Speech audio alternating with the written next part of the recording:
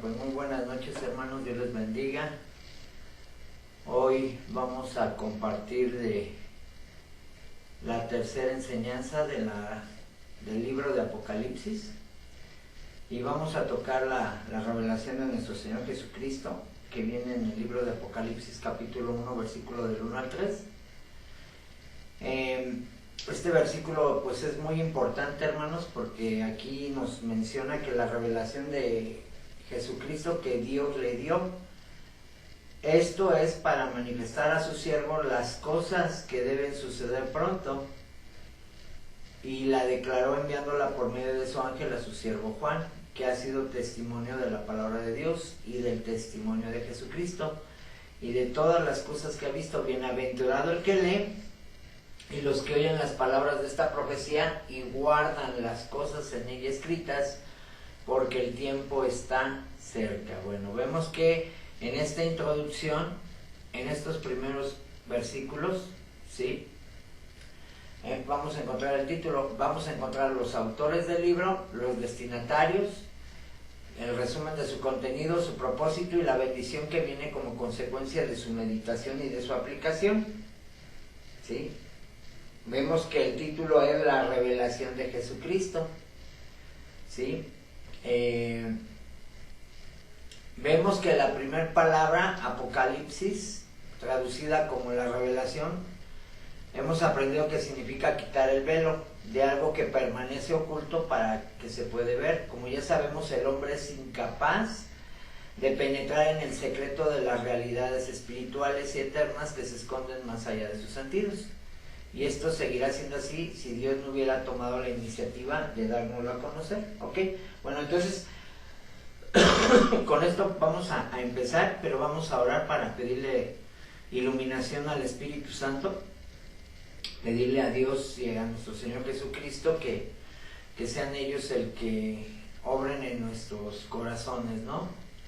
Sí, vamos a orar. Señor Dios nuestro y Padre de nuestro Señor Jesucristo, te damos las gracias, Señor, porque en este momento pues venimos con un corazón gozoso, con un corazón dispuesto, porque sabemos, Padre, que usted tiene palabras de vida eterna.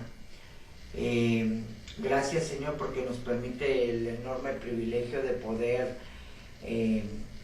conocer estas verdades, Señor, que serán reveladas a sus siervos, Señor, a través del Espíritu Santo. Y hoy, Padre, pedimos que usted nos dé la iluminación de lo alto, abra más nuestro entendimiento para que podamos comprender estas verdades que son ocultas, Señor, y que solamente a sus siervos y a sus hijos, Señor, les son reveladas. Le pedimos todo esto, Padre, en el nombre de Jesús, que cada palabra sea guardada en nuestro corazón y que cada palabra que viene en su palabra, Señor, pues dé la semilla, el fruto que se espera, Señor, que no vuelva vacía, sino al contrario, que germine y que dé fruto al 100%, Padre. Todo esto se lo pedimos en el nombre poderoso de nuestro Señor Jesucristo, su Hijo amado, y rogamos a su Santo Espíritu, Señor, con el cual fuimos sellados desde el momento en que creímos en nuestro Señor Jesucristo, que sea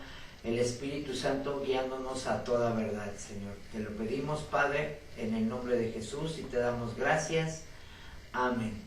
Bueno, entonces vemos que en Apocalipsis 22:16 dice: yo, Jesús, he enviado mi ángel para daros testimonio de estas cosas en las iglesias. Bueno, pero también vamos a entender que Jesucristo es el contenido de esta revelación. Esto vendría confirmado por el hecho de que la primera visión que se nos concede en Apocalipsis tiene que ver con el Señor Jesucristo tal como ahora está ahora en su gloria. Vamos a ir a Apocalipsis 1:13-20 y vamos a leerlo con la Biblia.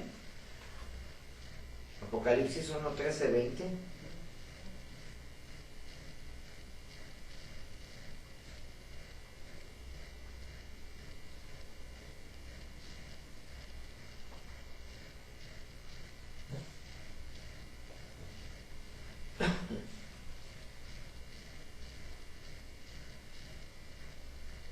Apocalipsis 1:13-20, la palabra de Dios nos dice claramente: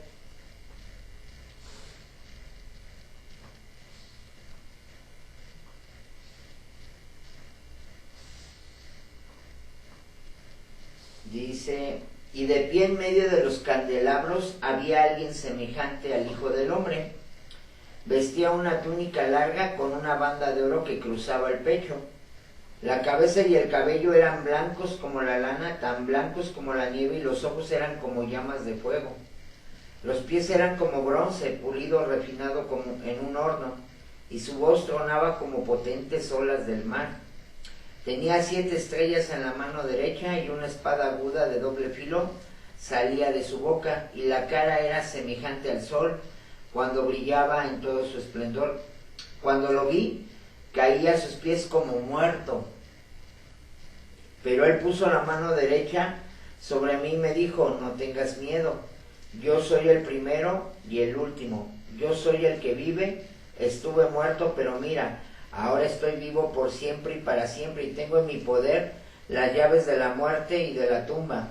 Escribe lo que has visto, tanto las cosas que suceden ahora como las que van a suceder. Este es el significado del misterio de las 7 estrellas que viste en mi mano derecha y de los 7 candelabros de oro. Las 7 estrellas son los ángeles de las 7 iglesias, y los 7 candelabros son las 7 iglesias. Bueno, entonces vemos aquí que en este punto dice que debemos hacer una observación muy importante. Muchos vienen a Apocalipsis por la curiosidad que les invade por saber qué es lo que ocurrirá en el futuro. Y es cierto que al estudiar este libro encontraremos muchas profecías sobre los eventos del porvenir, pero esto no nos debe de hacer perder la vista que su propósito fundamental es darnos a conocer a Jesucristo en la manifestación de su gloria. Jesucristo es el centro de toda la Escritura, y si quitamos nuestra mirada de Él, estaremos perdiendo la perspectiva correcta para entender adecuadamente este libro. ¿Sí? Al fin y al cabo, lo que la iglesia necesita hoy más que nunca es una visión renovada de la gloria de Jesucristo. Por lo tanto, debemos limitar nuestra curiosidad y avivar nuestro amor por el Señor tan grande y glorioso como es Cristo. Que Dios nos ayude a olvidarnos de nosotros mismos para ser enriquecidos por Él. Bueno, vemos que la autoría de este libro pues se la debemos a Dios. Vemos que aquí dice en Apocalipsis 1:1 que Dios le dio para manifestar a sus siervos las cosas que deben suceder pronto, y la declaró enviándola por medio de su ángel a su siervo Juan. Bueno, entonces el autor de Apocalipsis es Dios mismo. Dios le dio, ¿sí? Dios el Padre es en última instancia el responsable de la revelación que Jesucristo ha de entregar a su ángel, para que éste a su vez le entregue a su siervo Juan. Vemos el hecho de que el Padre había dado esta revelación al Hijo para que la comunicara a los hombres. Es algo que el mismo Señor Jesucristo había enfatizado en repetidas ocasiones durante su ministerio terrenal. Lo podemos ver en Juan 7:16. Jesús le respondió y dijo, mi doctrina no es mía, sino de aquel que me envió. En Juan 8:28 les dijo, pues Jesús, cuando hayáis levantado al Hijo del Hombre, entonces conoceréis que yo soy, y que nada hago por mí mismo, sino que según me enseñó el Padre, así hablo. Bueno, entonces vemos que esto no quiere decir que Jesús sea inferior al Padre. Como él mismo dijo, todo lo que tiene el Padre es mío, Juan 16:15. Sin embargo, vemos que la misión en la tierra, él tomó la posición de siervo, obediente en todo al Padre que le había enviado. En Filipenses 2:5-8 dice, de este modo consiguió nuestra salvación, muriendo por nosotros en la cruz, y con su vida nos dio un ejemplo perfecto de lo que significa ser un hombre conforme al corazón de Dios. Vemos que el mediador de esta revelación fue su ángel. Dios no dio esta revelación directamente a Juan, sino que la envió y la declaró enviándola por medio de su ángel. Vemos que este es un hecho que se repite en otras ocasiones en Apocalipsis 22:6-16. Vamos a ver que Apocalipsis 22:6-16.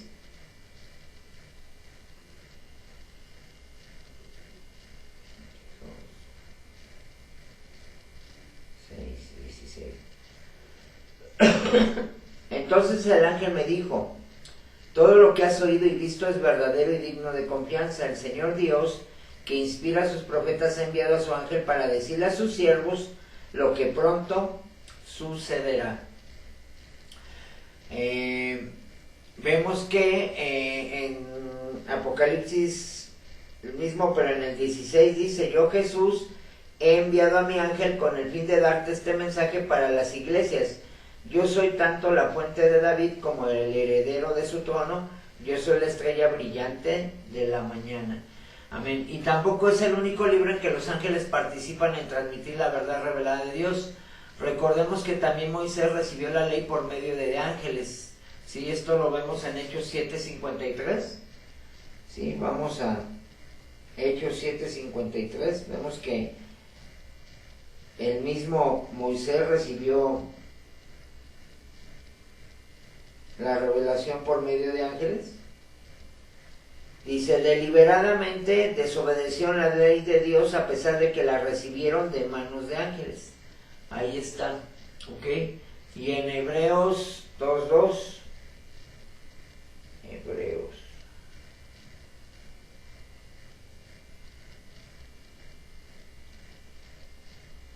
Pues el mensaje que Dios transmitió mediante los ángeles se ha mantenido siempre firme, y toda infracción de la ley y todo acto de desobediencia recibió el castigo que merecía. Amén. Bueno, entonces vemos que el papel de los ángeles en el libro de Apocalipsis es muy prominente, ya que no solo entregan la revelación, sino que también ayudan a Juan a entenderla. ¿Sí? Vamos a ir a Apocalipsis 17:1.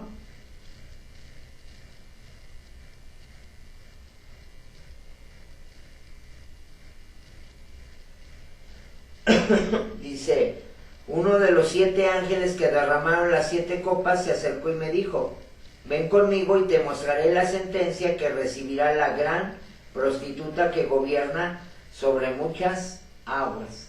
¿Ok? Bueno, entonces vemos que en 17:1 y en el 7:15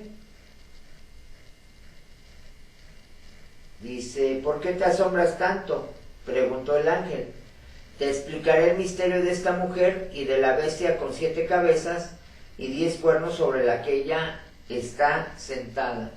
Y Apocalipsis 17:1-15. Luego el ángel me dijo: las aguas donde la prostituta gobierna representan grandes multitudes de cada nación y lengua, y en otras ocasiones ellos mismos ejecutan los juicios de Dios sobre este mundo. Lo vemos en Apocalipsis 7:2, ¿sí? En donde pues los ángeles ejecutan los juicios. Dios da la orden y ellos tan solamente lo ejecutan. Apocalipsis 7:2. Dice: vi otro ángel que subía del oriente llevando el sello del Dios viviente.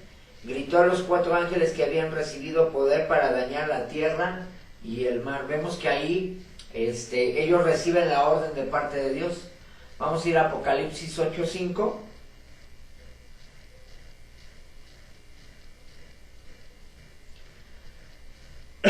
Dice: entonces el ángel llenó el recipiente para quemar incienso con fuego del altar y lo lanzó sobre la tierra. Y hubo truenos con gran estruendo, relámpagos y un gran terremoto. Ok, vemos que los ángeles pues juegan un papel muy importante en lo que es los juicios de Dios. Vamos a ir en la revelación, en el explicarle al siervo Juan pues lo que iba a acontecer, ¿no? Vemos que el primer hombre que recibió esta revelación fue Juan, que como veremos más adelante se encontraba en la isla de Patmos. Lo vemos en Apocalipsis 1:9. Él fue el encargado de ponerla por escrito de tal manera que debe ser considerado como el autor humano del libro de Apocalipsis. Y vemos que este hecho fue confirmado por varios escritores cristianos de los primeros siglos. Pero no obstante, es curioso que en Apocalipsis Juan se refiere a sí mismo por su nombre, algo que no hace en el Evangelio ni en las 3 epístolas que también escribió. En cualquier caso, se refiere a sí mismo como Juan y se describe como siervo. No hace mención de que era un apóstol de Jesucristo, porque sin duda sus destinatarios lo conocían bien. Vemos por otro lado que es importante notar que Juan era una persona idónea para escribir este libro, puesto que él había sido un testigo directo del ministerio público de nuestro Señor Jesucristo. Vemos que era uno de los 12 apóstoles, además era bien conocido en las iglesias de la época, y miremos lo que él mismo dice al comenzar su primera carta. Dice en 1 de Juan 1:4, lo que era desde el principio, lo que hemos oído, lo que hemos visto con nuestros ojos, lo que hemos contemplado y palparon nuestras manos tocante al verbo de vida, porque la vida fue manifestada, la hemos visto y testificamos y os anunciamos la vida eterna, ¿sí? La cual estaba con el Padre y se nos manifestó lo que hemos visto y oído. Eso os anunciamos para que también vosotros tengáis comunión con nosotros, y nuestra comunión verdaderamente es con el Padre y con su Hijo Jesucristo. Estas cosas os escribimos para que vuestro gozo sea cumplido. Bueno, vemos que una de las características y cualidades del apóstol Juan es que él era muy sencillo y humilde. Al hacer referencia a sí mismo, son significativas, sobre todo si recordamos que tanto él como su hermano Jacobo habían pedido al Señor el privilegio de sentarse a su derecha y a su izquierda en el reino de los cielos, y ellos, al igual que el resto de los apóstoles, ambicionaban ocupar los primeros puestos, pero el Señor les enseñó una importante lección que vemos que fue en Marcos 10:42-44. Mas Jesús, llamándole, les dijo: sabéis que los que son tenidos por gobernantes de las naciones se enseñorean de ellas, y sus grandes ejercen sobre ellas potestad, pero no será así entre vosotros, sino que el que quiera hacerse grande entre vosotros será vuestro servidor, y el que de vosotros quiera ser el primero será siervo de todos. Vemos que Juan había llegado a considerar como un alto honor ser un siervo de Dios y de los hombres. Bueno, entonces aquí vemos que los destinatarios, pues, de este libro eran sus siervos. Ahora bien, ¿quiénes son estos siervos a los que se dirige esta profecía? Seguramente debemos pensar que tiene que ver con todo aquel que lee u oye y guarda estas cosas, tal como aclara el versículo 3. Bienaventurado el que lee y los que oyen las palabras de esta profecía y guardan las cosas en ellas escritas, porque el tiempo está cerca. Sin duda, esta es una forma de referirse a los creyentes. Ellos son los que sirven a Dios de acuerdo a lo que Él mismo ha revelado de su persona y voluntad. De hecho, es frecuente que el libro de Apocalipsis se refiere a los creyentes como los siervos de Dios. Esto lo vemos en Apocalipsis 2:20. Apocalipsis 2:20.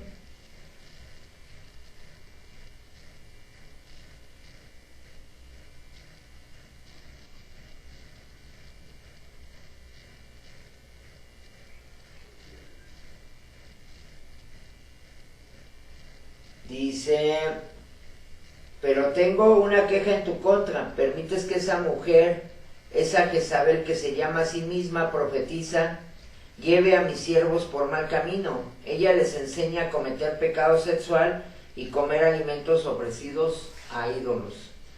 También lo vemos en Apocalipsis 6:11.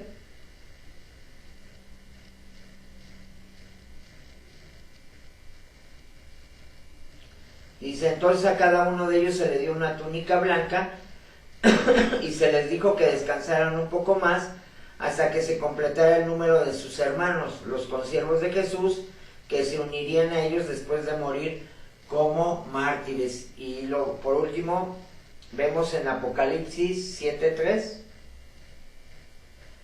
Dice: esperen, no hagan daño a la tierra, ni al mar, ni a los árboles, hasta que hayamos puesto el sello de Dios en la frente de sus siervos. Sabemos por otra parte de las Escrituras que Dios se complace en revelar sus planes a sus siervos, ¿sí? Esto lo podemos ver en Génesis 18, 17, 18, ¿sí? Génesis 17, 18.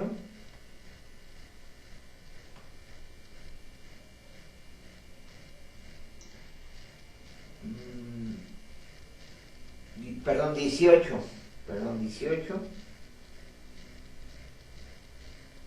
17. Dice: ocultaré mis planes a Abraham, dijo el Señor, pues Abraham sin duda llegará a formar una nación grande y poderosa, y todas las naciones de la tierra serán bendecidas por medio de él. ¿Ok? Vemos que aquí le revela sus planes a Abraham. Vamos a Amos 3:7.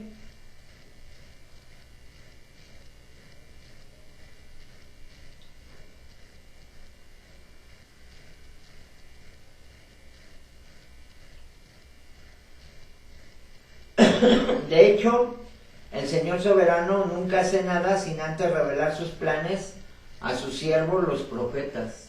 Amén. Aquí vemos que Dios no hace nada, hermanos, sin revelarlo o nada de los planes a los siervos. Bueno, pues haciendo un pequeño preámbulo, hermanos, es muy importante.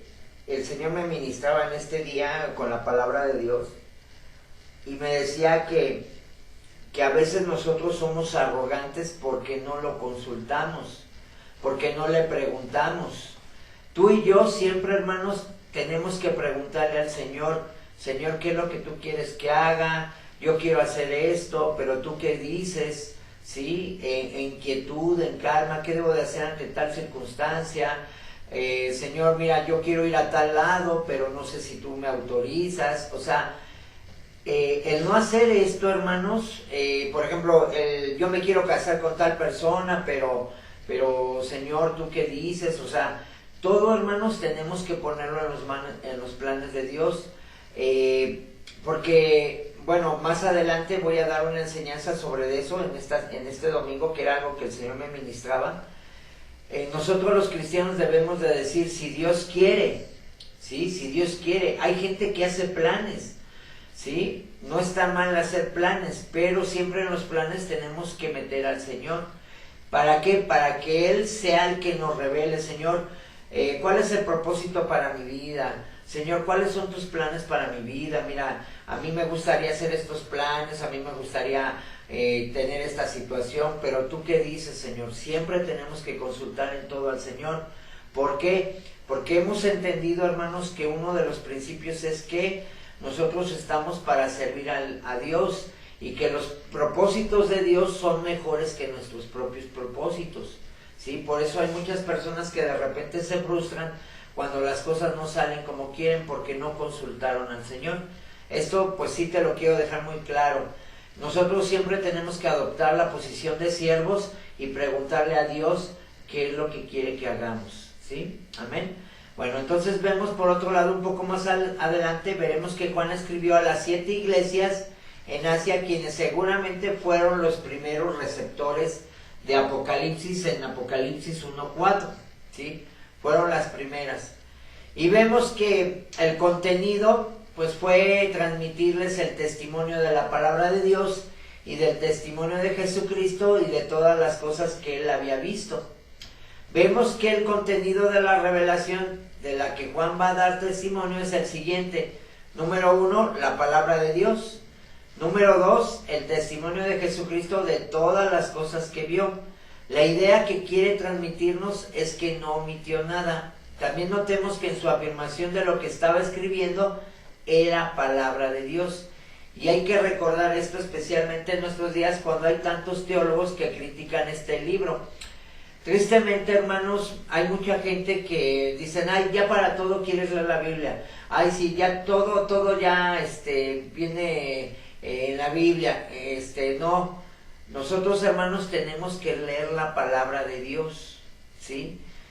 Hoy en día hay gente que dice: no, yo ya tengo al Espíritu Santo, y como yo ya tengo al Espíritu Santo, no necesito la palabra de Dios. Bueno, mira, te voy a enseñar que efectivamente hay cosas que Dios puede hablar a nuestro espíritu, sí, hermanos. Te lo puedo decir.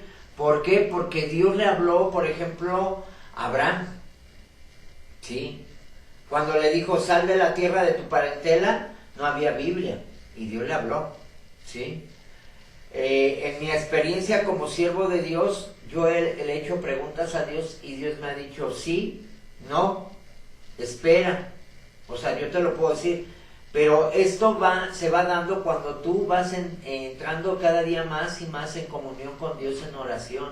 Cuando tú pones a Dios por encima de todo, y cuando tú a Dios te dedicas un tiempo en las mañanas, en la calma, en la tranquilidad, porque para poder oír la voz de Dios tenemos que hacerlo en la manera en la tranquilidad. Nunca vas a poder escuchar la revelación de Dios cuando estés ansioso, cuando estés angustiado, cuando estés afligido. No vas a poder oír la voz de Dios. Ejemplos bíblicos también tenemos, por ejemplo, el ejemplo de Elías cuando estaba en la cueva. Dice que en ese momento él oyó la voz de Dios como un murmullo tranquilo, ¿sí? Pasó un terremoto, pasó un temblor, pero no estaba Dios ahí, sino en el murmullo. Pero él estaba en ese momento en la quietud. También obviamente nos habla con la palabra de Dios, pero hay situaciones en donde sí nos habla. Bueno, yo por ejemplo en una ocasión, yo estaba viviendo un proceso y yo le decía al Señor, ¿qué hago, Señor? ¿Me salgo o no me salgo? Y él me decía, no te salgas. Así hablaba mi espíritu. La primera vez, la segunda vez y la tercera vez me dijo, sí, ya salte.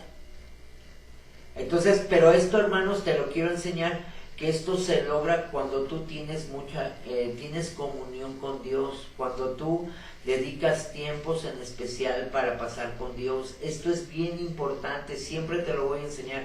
Es bien importante que tú, antes de tomar una decisión fuerte, una decisión que pueda ser muy, pues hasta comprar un carro, hasta comprar una casa, el casarte, el moverte a un lugar, todas esas decisiones tenemos que consultarlas con Dios. Te lo digo en el amor del Señor. Bueno, entonces vemos que algo que nosotros debemos de entender es que somos siervos. Esa posición siempre la tenemos que tener presentes, que somos siervos.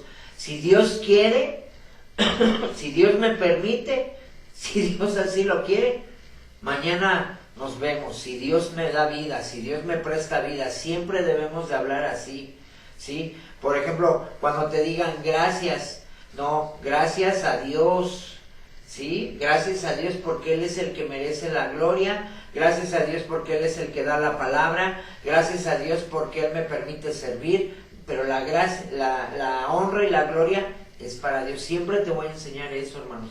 Es bien importante porque podemos caer en pecados que más adelante te voy a enseñar, que es el pecado de la arrogancia, el pecado del orgullo, ¿sí? Entonces, esto es bien importante. Bueno, entonces vemos que hay teólogos que critican este libro, lo rechazan, ¿sí? Niegan el testimonio de uno de los apóstoles del Señor Jesucristo, pero también mucho más grave implicaría rechazar las profecías que el mismo Señor nos dejó.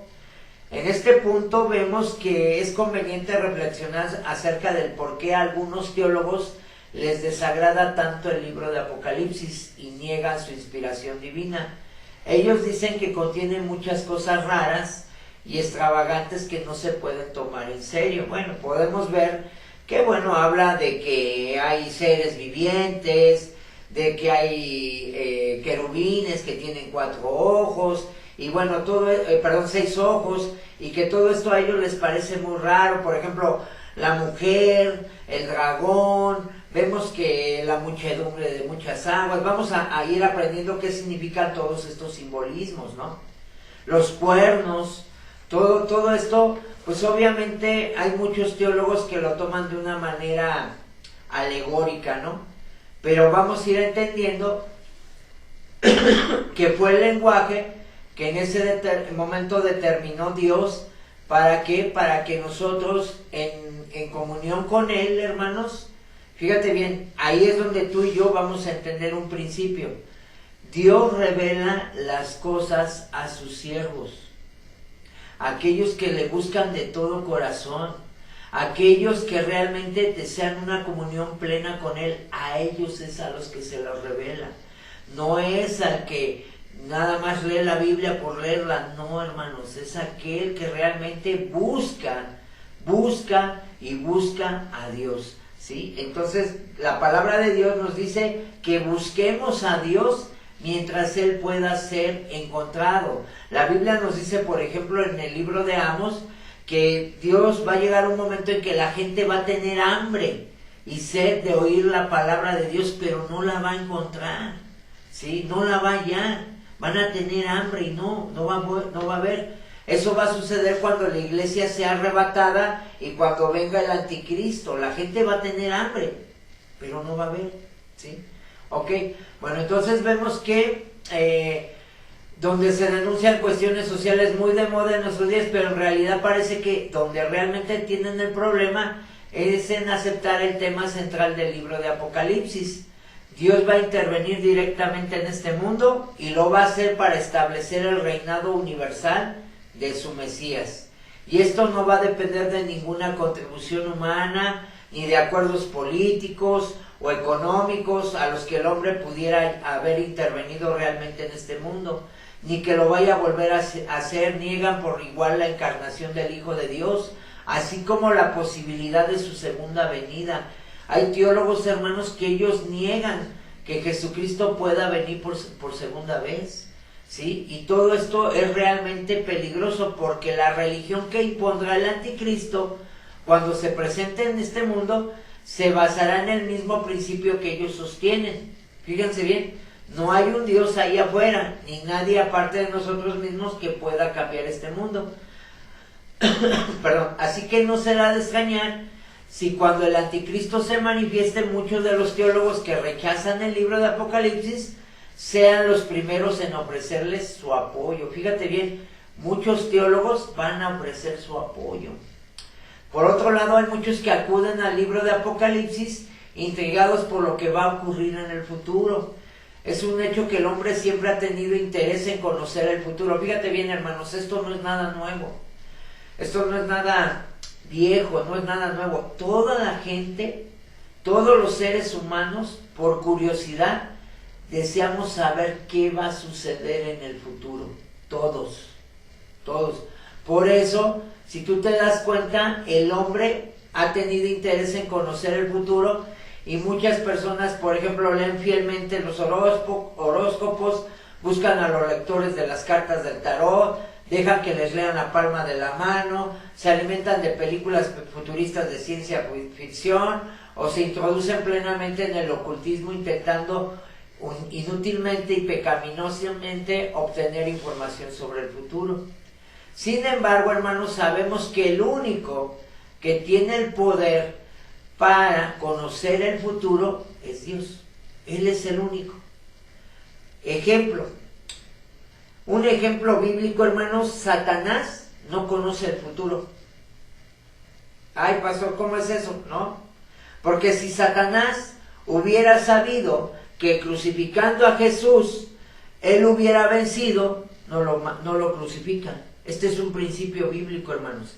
Si Satanás hubiera sabido el futuro, no mata a Jesús, no lo crucifica. Entonces vemos que Satanás no conoce el futuro. Solamente Dios conoce el futuro. Solamente Dios. Amén. Entonces, bueno, vamos a ver que hay muchos intentos por conocer el futuro y son en vano. Solo hay uno que conoce y declara el futuro: Dios. Y solo en las Escrituras puede encontrarse la verdad revelada por Él. Solamente, hermanos, en las Escrituras. Vamos a ir a Isaías 46, 9, 10.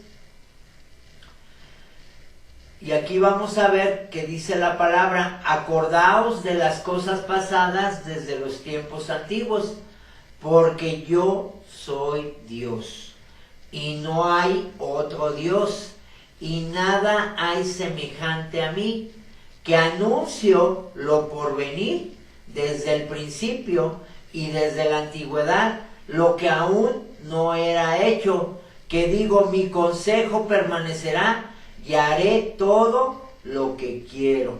Amén. Entonces vemos que solamente Dios, el único y verdadero Dios, el Padre de nuestro Señor Jesucristo, conoce el futuro, ¿sí? Otro ejemplo bíblico, hermanos, tenemos cuando Jesús dijo que le preguntaron sus discípulos que cuándo iba a ser el fin, y Él les contestó categóricamente que solamente el Padre lo sabía. Aunque sabemos, hermanos, que Jesús lo sabe, porque es parte del Padre, pero lo que Jesús quiso decir es que a Él no le era autorizado decirlo, sino solamente al Padre. Amén. ¿Ok? Por eso no lo dijo. ¿Ok? Entonces vemos que Apocalipsis forma parte de la revelación segura de Dios que trata acerca de los acontecimientos futuros que van a ocurrir en este mundo. A lo largo pues de su estudio veremos la hoja de ruta que Dios ha fijado para establecer el reino de su amado Hijo en este mundo. Amén. Vemos que el propósito se nos dice que fue dada para manifestar a sus siervos las cosas que deben suceder pronto. ¿Por qué la gente dice, pero por qué dice que va a suceder pronto si esto ya tenemos 2000 años que vienen diciendo lo mismo?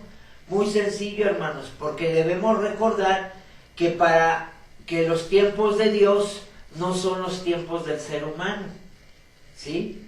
Que para Dios, por ejemplo, un día, ¿sí?, pueden ser 1000 años, ¿sí? O sea, los tiempos de Dios, que es el tiempo Kairos, es diferente al tiempo Cronos, que es en el cual tú y yo vivimos. Son distintos, son diferentes. Amén. ¿Ok? Bueno, entonces, para entender cómo nos va a afectar esta manifestación gloriosa del Señor Jesucristo, tal vez nos puede ayudar una historia del Antiguo Testamento. Esta está en Primera de Reyes, capítulo 1, versículo 2. Vamos a leer Primera de Reyes.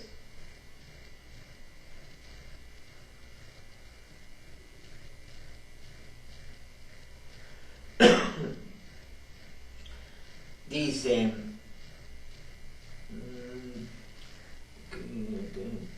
Primera de Reyes 1, 2, correcto, sí estoy bien. Dice, así que sus consejeros le dijeron, busquemos una joven virgen que lo atienda y lo cuide, mi señor dormirá en sus brazos y le quitará el frío. Se nos relata cómo el rey David preparó la manifestación del rey Salomón. Vemos que en aquellos días David era ya muy viejo y aprovechando la situación, un hijo suyo llamado Adonías se autoproclamó rey en Israel. Cuando David tuvo noticia de esto por medio de su mujer Betsabé y del profeta Natán, reaccionó rápidamente organizando la entronización de su hijo Salomón, tal como él había determinado tiempo atrás. Para ello hizo montar a su hijo sobre su mula y llamó a todos sus siervos para que le acompañaran. También el sacerdote Sadoc y el profeta Natán lo ungieron como rey e hicieron tocar trompeta diciendo viva el rey Salomón. Y finalmente se sentó en el trono de David y reinó. Ante estos hechos, Adonías se puso muy nervioso y la gente que estaba con él comenzó a marcharse. Era peligroso estar en el bando opuesto cuando David estaba manifestando quién era el auténtico rey. Bueno, esta historia, hermanos, nos sirve para ilustrar lo que Dios va a hacer pronto, cuando manifieste públicamente quién es el verdadero rey de este mundo. Los cielos se abrirán para presentar al Señor Jesucristo en toda su gloria y majestad. Vendrá rodeado de sus santos ángeles en medio de grandes señales cósmicas y reunirá a todos aquellos que han creído en él. Esto lo vemos en Mateo 24, 29, 31. Mateo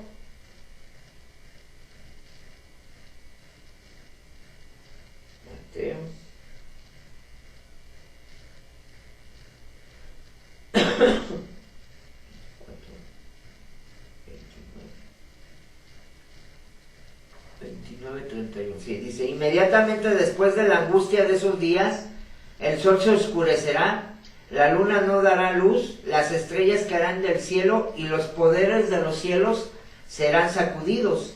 Y entonces por fin aparecerá en los cielos la señal de que el Hijo del Hombre viene, y habrá un profundo lamento entre todos los pueblos de la tierra. Verán al Hijo del Hombre venir en las nubes del cielo con poder y gran gloria.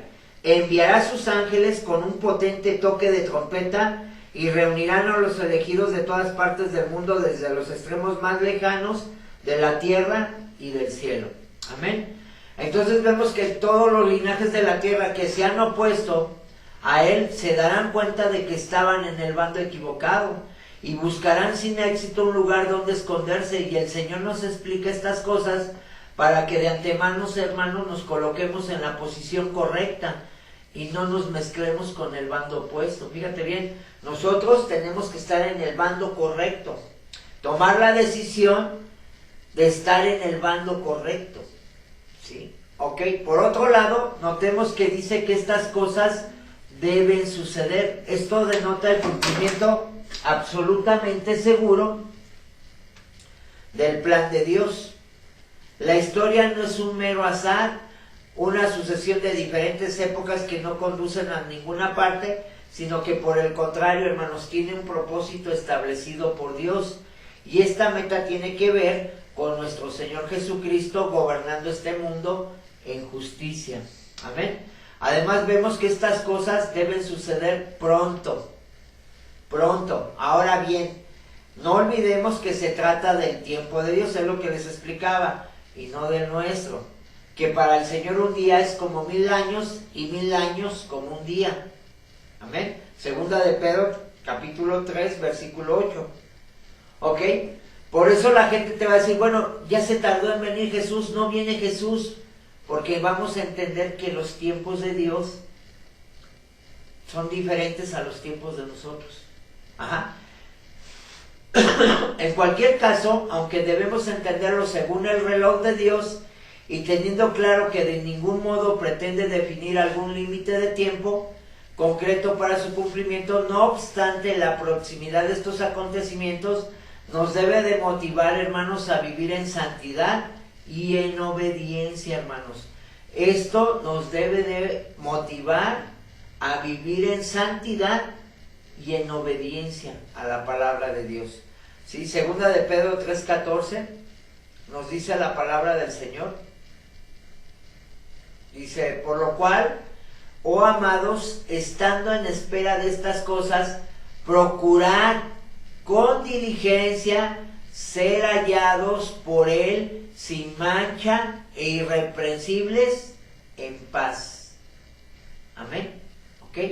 Entonces aquí el Señor nos da un ejemplo claro de lo que tú y yo tenemos que hacer.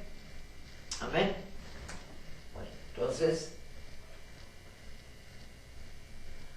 Bueno, entonces dice que es verdad que ya han pasado muchos años desde que esto fue escrito y tal vez muchos creyentes han empezado a enfriarse, tal como el Señor Jesucristo advirtió que pasaría en los últimos tiempos, hermanos. Dice, y por haberse multiplicado la maldad, el amor de muchos se enfriará. Mateo 24:12. También en otra ocasión contó la parábola de un siervo infiel que razonaba y actuaba de la siguiente manera. Dice, mi señor tarda en venir y comenzaré a golpear a los criados y a las criadas y a comer y beber y embriagarse. Lucas capítulo 12, versículo 45. Pero según el libro de Apocalipsis, todo lo que dice, que ahí se dice va a suceder de forma inminente, para convencernos de ello vuelve a repetir la misma idea 2 versículos más adelante. El tiempo está cerca. Vemos esta insistencia, nos debe de mantener despiertos, hermanos, y alertas en nuestra vida espiritual. Esto nos tiene que mantener despiertos y alertas en nuestra vida espiritual, porque Dios nos está advirtiendo, ¿sí?, que esto pronto va a suceder, ¿sí? ¿Ok? Bueno, entonces, y que el tiempo está cerca. Bueno, entonces vemos que también trae consigo una bienaventuranza, y con esto vamos a cerrar por el tiempo que ya se nos está acabando. Dice, bienaventurado el que lee y los que oyen las palabras de esta profecía y guardan. La palabra guardar, hermanos, significa obedecer, ¿sí? La palabra guardar significa obedecer las cosas en ella escritas, porque el tiempo está cerca. Vuelve a hacer mención que el tiempo está cerca. Vemos que en Apocalipsis hay un total de 7 bienaventuranzas dispersas por todo el libro. De las que esta es la primera. Vamos a ir a Apocalipsis 1:3, hermanos, vamos a ver que esta es la primera de estas bienaventuranzas. ¿Qué significa la palabra bienaventuranza? 3 veces feliz, ¿sí? Vamos a ir a Apocalipsis 1:3.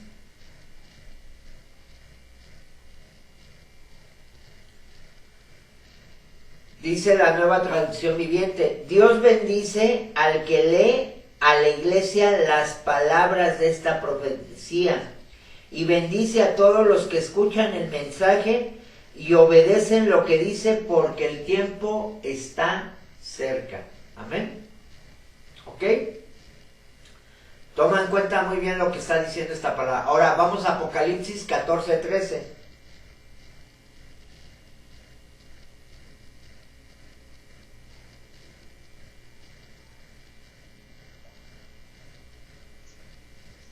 Dice: y oí una voz del cielo que decía, escribe lo siguiente: benditos son los que de ahora en adelante mueran en el Señor. El Espíritu dice, sí, ellos son en verdad benditos, porque descansarán de su arduo trabajo, pues sus buenas acciones los siguen. Amén. ¿Ok? Bueno, entonces aquí vemos claramente la segunda bienaventuranza. Vamos a la tercera, Apocalipsis 16, capítulo 16, versículo 15.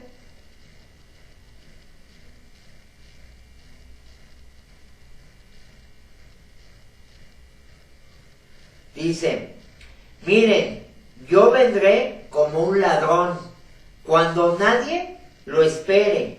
Benditos son todos los que me esperan y tienen su ropa lista, para no tener que andar desnudos y avergonzados. ¿Qué significa desnudo y avergonzado? Si nosotros nos vamos al contexto del libro de Génesis, vemos que cuando el hombre pecó, que fue Adán y Eva, ¿qué pasó? Dice que cuando pecaron, dice que fueron abiertos sus ojos y se vieron desnudos y sentían vergüenza, hermanos. Aquí lo importante es tener cuidado de que no nos agarre en una situación de pecado. ¿Por qué? Porque muchos siervos, muchos cristianos se van a enfriar, porque no van a estar perseverando en la palabra de Dios. Por ejemplo, ahorita yo te decía, por ejemplo, este pecado de la arrogancia, el no preguntarle al Señor, Señor, ¿qué es lo que usted quiere que haga? ¿Qué es lo que usted quiere que yo diga? ¿Qué es lo que usted quiere que yo hable? ¿Sí? Ese es un pecado que hoy en día en muchos cristianos, hermanos, debemos de ser cuidadosos, porque eso habla de arrogancia, habla de autosuficiencia, cuando yo no pongo mis planes en los planes de Dios. Padre, yo quiero hacer esto, pero si es su voluntad, si está en su propósito, ¿sí? ¿Por qué? Porque recordemos que Jesús dijo, Padre, no se haga mi voluntad, sino la suya. El mayor ejemplo de alguien que buscaba hacer la voluntad del Padre es nuestro Señor Jesucristo. Amén. Vamos a ir a Apocalipsis, capítulo 16, versículo 15. Ese fue el que leímos. Apocalipsis 19:9, esa es la cuarta. Apocalipsis 19:9.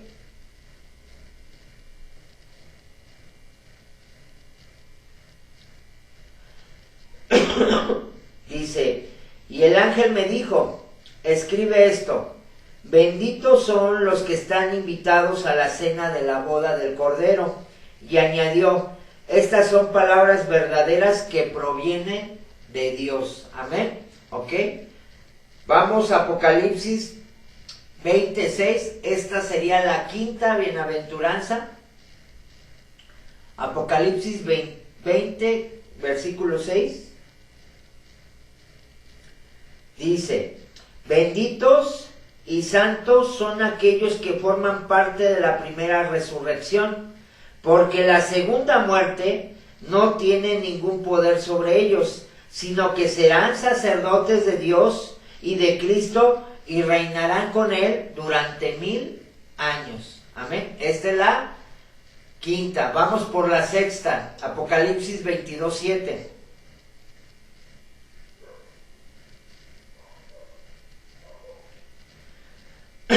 Dice, amén, miren, yo vengo pronto, benditos son los que obedecen las palabras de la profecía que están escritas en este libro. Amén. Ahí vemos la sexta y vamos por la séptima. Apocalipsis 22:14. Amén. Dice, benditos son los que lavan sus ropas. A ellos se les permitirá entrar por las puertas de la ciudad y comer del fruto del árbol de la vida. Amén. Ok, bueno, entonces vemos que en este caso la bienaventuranza, hermanos, es para aquellos que leen, que oyen y guardan. Bueno, explicábamos, la palabra guardar significa obedecen las palabras de esta profecía. Ningún otro libro de las Escrituras contiene una promesa así, hermanos. Vemos que este libro de Apocalipsis contiene estas promesas. Vemos que quizá en este caso se deba al hecho de que Dios sabía de antemano que muchos habrían de descuidar el contenido de este libro. Por eso, hermanos, el Espíritu Santo me decía que tenemos que enseñar vamos a estudiar a profundidad el libro de Apocalipsis, porque es necesario, porque la venida, bueno, el rapto de la iglesia, hermanos, que es el siguiente evento que está en las profecías, está a un instante, y si nosotros no estamos cuidando nuestra comunión con Dios, no nos estamos llenando de la palabra, no estamos buscando el alimento diario y sobre todo el vivir una vida conforme a lo que hizo nuestro Señor Jesucristo, pues obviamente vamos a descuidar. Y ese ejemplo lo vemos en la parábola de las 10 vírgenes sensatas y de las 5 insensatas, ¿sí? ¿Ok? Bueno, entonces vemos que de antemano que muchos habrían de descuidar el contenido de este libro, o tal vez se deba a que, puesto que este es uno de los libros más difíciles de toda la Biblia, por esta razón tiene una bendición especial para aquellos que lo estudian y meditan en él. Fíjate bien, este libro tiene una bendición muy especial para aquellos que lo estudian, que meditamos, que lo analizamos, que buscamos esos tesoros ocultos. Sí, hermanos, esto trae una bendición especial, y para ello pues tenemos que invertir tiempo, esfuerzo. Yo sé que en este momento tú estás haciendo un esfuerzo extra porque a lo mejor tuviste un día agotador, tuviste trabajo, tuviste cosas que hacer, pero yo sé que en esto, hermanos, es una bendición. ¿Cuál es la bendición? Vida eterna, hermanos, un reino milenial, el gobernar con Cristo.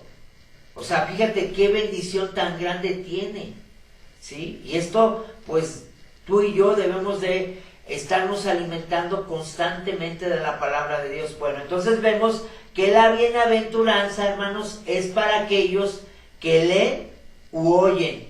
Recordemos que en el mundo antiguo muchos no sabían leer, así que escuchaban durante la lectura pública de las Escrituras. Notemos de paso que en aquel tiempo la lectura pública de las Escrituras ocupaba un lugar central en el culto de la iglesia primitiva y del judaísmo, algo que se ha perdido en muchas iglesias en la actualidad, hermanos. Pero vemos que la bienaventuranza no era para los que únicamente leen, sino para los que guardan las cosas escritas en ella. Y por supuesto, bueno, te he estado haciendo mucha referencia. La palabra guardar no se refiere a la mera custodia del libro, sino a su obediencia en la vida diaria, hermanos. ¿Sí? Tú y yo siempre tenemos que preguntar, ¿qué haría el Señor Jesús? ¿Qué haría mi Salvador en una situación? ¿Qué haría en este momento? ¿Cómo actuaría? ¿Cómo hablaría? Es la manera en que nosotros tenemos que pensar, hermanos. Ese pensamiento siempre debe de estar de continuo en nuestro corazón y en nuestra mente. ¿Qué haría mi Señor Jesús ante una situación, ante un problema, ante una aflicción, ante una preocupación, ante una crisis? ¿Sí? Es lo que tú y yo tenemos que analizar, ¿ok? Bueno, entonces vemos que al final del libro se nos advierte muy seriamente acerca de la posibilidad de cambiar su contenido. Apocalipsis 22, 18, 19. ¿sí? Es decir, guardar implica hacer caso a todo el contenido del libro sin quitar nada de él y sin añadirle. Todo esto solo puede ser así porque Juan considera este libro como escritura sagrada. Si fuera un libro humano, no podría tener este tipo de bendición, hermanos. Amén. Entonces, ¿cómo nos puede bendecir este libro?